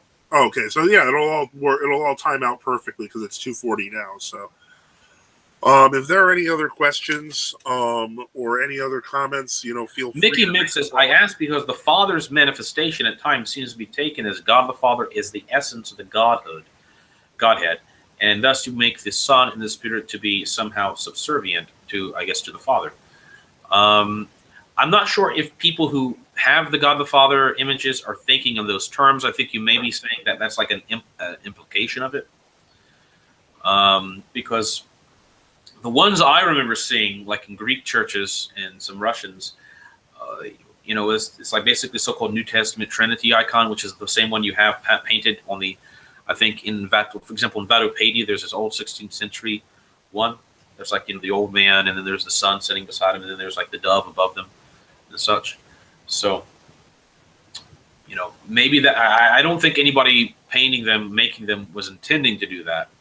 So, let's see. I mean, I used to feel really passionate about this, about having New Testament Trinity icons, mostly because all these modernist people were attacking them. For example, Laszlo Berhalo, Michael Askell, so-called conservative modernists or renovationists. Yeah, renovationists from the renovationists from the right, the whole old Hockner people. And they basically attacked them, and so. But at this point, having read some materials, I'm just, it's not to me, it's not a humongous issue like it used to be. Yeah. So, I never got those vestments made with the New Testament Trinity icon on the back of them, even though I was. Thankfully, no. So, I think I was going to have them and, then take a picture of it and then post it everywhere, and then, Gregor, Colorado could attack us again over it. So, but anyway, I shouldn't do that. I'm trying to be interject a little bit of humor here. We don't want to goad the clowns and the haters. Yeah, you're right. No, I shouldn't say that. Okay. I think we have no more any more topics. Now, I have another email from Basil about the whole subject of, I hope it doesn't start with "Please don't read out my emails." But. No. I mean, I'm not going to read the whole text of it. Basically, he sent what he discovered to somebody who is involved in textual criticism and manuscript studies. And what they found is there are other manuscripts that do have et filio not written in margins. Now, there's a problem, though, with saying that these are more authentic, because you'd have to say, if you find a manuscript from, let's say, 830 that has et filio in the Dialogues, chapter 38, book 2, but then you have another manuscript, even if it's 50 years later, that doesn't, you're going to have to argue, why would Frankish scribes suddenly decide to take et filio out? Well, the reason is that it might prove that the manuscript was being corrupted as early as the 790s, okay? But there was another manuscript tradition in which they were faithfully copying it, all right? For example, the friend says, how might one explain the initial absence of the et filio from the Latin text? Who would have taken it out? Why? I can't imagine a convincing answer to these questions that lends toward the et filio being genuine to the text. It is really easy to imagine why a Latin editor would add et filio to the text. But what explanation could possibly come up with to explain why a Latin author would have taken the et filio out of the text from which this was copied? The reading without the et filio is therefore the more difficult reading and ought to be preferred. And then there's a subject about how et filio is added on the end of many of the Latin manuscripts, which doesn't follow the kind of the noun, object, verb, order that's familiar in Latin manuscripts. Well, now, and of course, the Roman Catholic argument would be that all the Photianists that were existing in the West were corrupting all the West. I mean, I've heard that before. Yeah. That, for example, Saint Photius had all these agents throughout the Frankish Empire that were allying with him, and they were corrupting dozens of manuscripts, I guess, Amazingly, the manuscripts don't seem to demonstrate that. God Save the Tsar as Father Spohalo is not on the right. He promotes evolution, transsexual agenda, and female ordination. Well, he was originally a renovationist from the right. Yeah. Now he's just a plain old renovation. He was transmogrified. Remember, he was originally made a deacon by Rocor. The Free Service made him a priest. Then made him a bishop. Yeah, and then he was deposed, and then he left. And he fled to the what's the key to Filaret, and then he left Filaret and he joined the OCA. Yeah. And, if you're wondering how people like that. Now I should, in defense of Rocor and all the people who did ordain him to different things, he wasn't like that. He wasn't doing that's crazy. Like he wasn't. He didn't go the whole tranny agenda until the OCA. I think something. I think what happened with people like that is once they've done moving from group to group, and they have this idea that they know the fathers better than anybody else, they eventually transmogrify over the decades. That's how modernism begins. I mean, a lot of the modernists may have been like, well, we're just trying to make a little bit of compromise for the modern world, but then it turns into something crazy, over time. Yeah, I mean, ultimately, ultimately, he got as far as he did because he had a lot of, I hate to say this is going to sound horrible, but he has a very large property with a very nice looking monastery. And the point is, he had followers everywhere, believe it or not. There are people he cooperates with a lot of people, and he has like kind of disciples in all kinds of groups. Yeah, another cult. The point is that, like, for example, when I was 18, I was looking into Orthodoxy. I kind of came across his stuff, and I said, well, can you send me, can I buy some books from you? And then, like, the next thing, like a week later, I got like 20 books in the mail for free. Oh, yeah, that happened to me, like, back when I first converted. There was, like, Father Michael Ascol books, there was Pahalo books, there was all these other stuff. I'm kind of embarrassed because when I was doing this, 18 years ago, I was like, yeah, the toll houses are wrong. And it took, like, a long time for me to realize, wait a second, this guy's nuts. This is all crazy. Yeah, but also remember, this is not just Pahalo promoting this stuff. It's also... well, I was in Hakna, so... Well, and the problem, again, has to do with the fact that they mischaracterize the Telonia teaching so badly that when if they say the Telonia teaching is saying that demons have judgment over you, and if the demons decide to lie about you, you're going to hell. The angels can't. Yeah, that's not real. That's not Telonia teaching. If that's presented, if that is a Telonia teaching, then it's not. Then it's not true. So they present so terrible a characterization of what the Telonia is that if that's true, most people are going to be like, "Well, I'm not going to be part of that. Of course not. I don't want to be associated with that." The Telonia teaching can be described by Metropolitan Macarius in Moscow in the 1880s as, in essence, being the teaching that after the soul departs, there's a contest between the angels and demons. Metropolitan Macarius Bulgakov, who's a good Bulgakov, says in his book Orthodox Dogmatic Theology, volume 2, I believe, that the various accounts of whether there are 20 toll houses, whether there are 15, whether there are 30, that's not of the essence of the teaching of Orthodoxy. Oh, boy. Hold on. Okay. Oh, we got some Muslim guy calling here. We got a Muslim. This should be fun. Jesus in John 17:3 said, only the Father is the true God. Okay, well, first off, let's look at what John 17:3 says. Okay. Now this is eternal life, that they know you, the only true God, and Jesus Christ, whom you sent.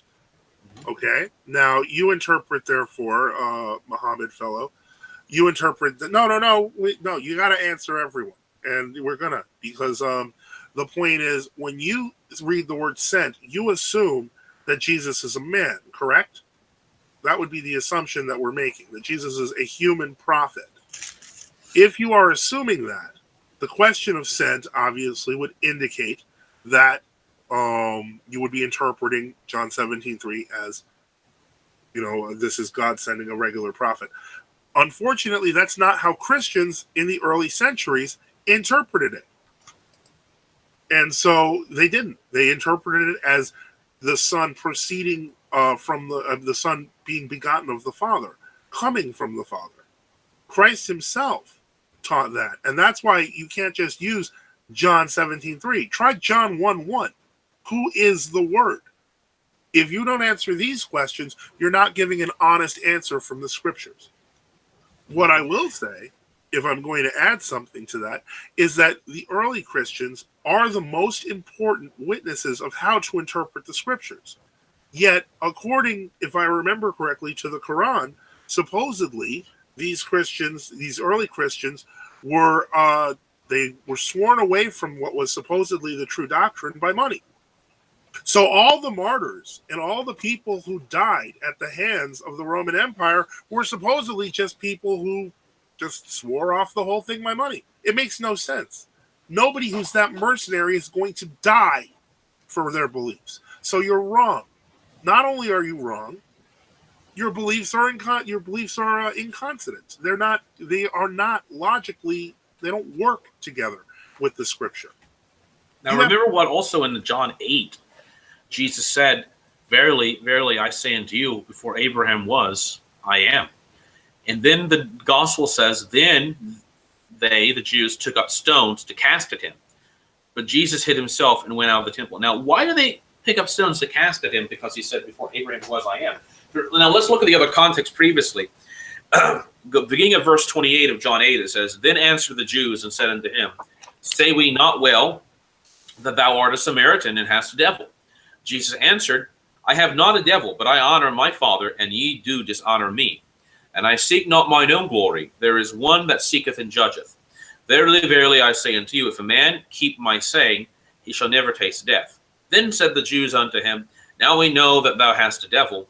Abraham is dead, and the prophets, and thou sayest, If a man keep my saying, he shall never taste of death. Art thou greater than our father Abraham, which is dead? And the prophets are dead? Whom makest thou thyself? Jesus answered, If I honor myself, my honor is nothing. It is my Father that honoreth me, of whom ye say that he is your God. Yet ye have not known him, but I know him. And if I should say I know him not, I shall be a liar like unto you. But I know him, and keep his saying.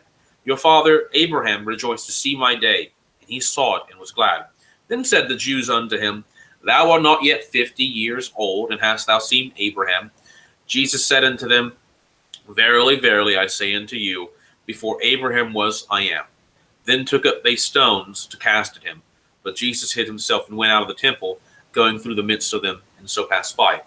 So Christ is there claiming his pre-existence. He was in existence during the time of Abraham. All right? So, and that in concord with John 1:1, or John 1, in the beginning was the Word, and the Word was with God, and the Word was God. So, if you're going to quote gospel, Muslims, if you're going to quote the Gospel of John, you better quote the Gospel of John. For example, for some reason, Muslims like to quote the Gospel of John, but it becomes, it's like the worst gospel to quote to try to prove Islamic Unitarianism. Yeah. So that was a good try, and I'm sorry you're spitting on Hagia Sophia, even though it's a museum now and was a mosque for a while. So keep on spitting, I guess. Anyway, so let's continue on, and let's see. We're getting close to the end here. If anyone else has any questions or any comments, I don't know if I missed any. As soon as I saw the Muslim dude, that was fascinating. Let's see here. Let's see. Nope. There's. I think that we've covered everyone. If anyone has any last questions, you got 7 minutes to go there, guys. So, okay. Jesus said before his ascension, I go to my God and your God. Where did he say this? He's talking about John 20, I believe. Okay. Let's look at John. Now also, so just in John 20, he says to Mary Magdalene in verse 17, Jesus saith unto her, Touch me not, for I am not yet ascended to my Father, but go to my brethren and say unto them, I ascend unto my Father and your Father, to my God and your God. Well, I see no way that disproves anything. Christ, our Lord Jesus Christ, is both God and he is man. He has divine nature and human nature. So what's the point? Yeah, exactly. And also, let's look at a little bit further down from that. What happens when Thomas, in verse 28, when Thomas meets Christ? All right. Okay, so if we go to verse 26 of John. John 20:26, it says, after 8, now so the same chapter, it says, after 8 days, again, his disciples were with him, and Thomas with them. Then came Jesus, the doors being shut, and stood in the midst and said, Peace be unto you. He appeared through the doors because he's almighty. Then saith he to Thomas, Reach hither thy finger, and behold my hands, and reach hither mine hands, and thrust it into my side, and be not faithless, but believing. And how did Thomas answer? And Thomas answered and said unto him, My Lord and my God. Jesus saith unto him, Thomas, because thou hast seen me, thou hast believed. Blessed are they that have not seen and yet have believed. So when St. Thomas says, My Lord and my God, it's not like an interjection, all right? He's addressing Christ as Lord and God. So because they knew at this point, they will fully confirm who he was, who he is. So. Yeah, so again, if you'd like to, misquote the scriptures as opposed to knowing what the fathers of the church taught from the very beginning, and they had a lot to say on Islam. Oh, they did. Read St. And John. remember also that according to St. John Chrysostom in his commentary on John, that there are two senses we can talk about when we talk about Christ's divine person. That, for example, Christ says the Father is great. I and the Father are one, he says in John, Gospel of John, but he says the Father is greater than I. Well, St. John Chrysostom says the sense in which Christ is saying the Father is greater than I is two. One, in terms of his, there's the humanity of Christ in relation to the divinity he shares with the Father and the Holy Ghost, but also because the Father is eternal cause. All right? That doesn't mean he's greater in terms of essence, but that he eternally begets the Son. Then you find that in St. John Chrysostom's commentaries. So, a lot of these Islamic propositions and interpretations have long been refuted since the first century, since the church existed. Islam has no evidence for any Islam before the time of Muhammad. Yeah, whereas we have the writings of our great martyrs who knew the apostles since the late first and early second century.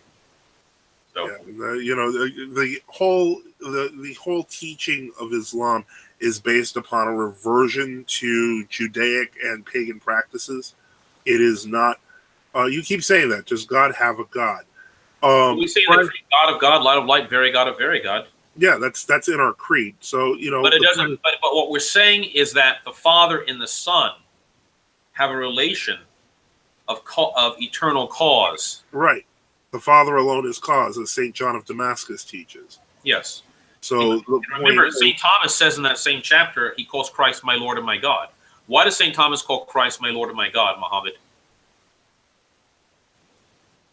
No, I didn't. I said, why? I said, why does St. Thomas say my Lord and my God? Why does he refer to Christ as his Lord and his God?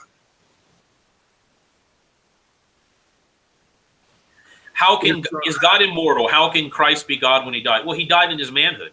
Yeah, no one's saying that Christ died when his divine nature did not die. You see, this is so funny because this is what's happening. In people like Islam, Muslim, this Muhammad fellow, you're having recapitulated all the ancient heresies coming back. Yeah. So, all right. Last question: God of God in the Creed in addition. That's someone asked. I didn't see that. Yeah, that was Gregory Tomasarius asking. Last question. In the original Nicene Creed, it says God of God, light of light, very God of very God. In a Greek edition, in the Greek copy of the Second Council, they have just true God of true God, light of light. However, if you look at the Acts of the Third Ecumenical Council, Saint Cyril of Alexandria, in his creed that he sends, says God of God, light of light, very God of very God. So the problem was, how did you put these early editions of the creed together? There are these minute differences, but none of them amount, as what Roman Catholics try to claim, to the Filioque. Because God of God is, in fact, an earlier reference to the First Council. Yeah. So, I mean, again, I think that these some of these questions are based on misinterpretations. Yeah, in fact, it's a misinterpretation, not understanding the distinction between person and essence. All right. Yeah. And I think St. John Damascene somewhere says in the exact exposition, almost all these heresies are based upon not understanding person and misunderstanding person and essence, those distinctions. Yeah. So for example, Nestorianism, as they don't believe Our Lady is Mother of God because why? They believe Christ is a human person and a divine person. They believe they're two separate persons. So they misunderstand those things.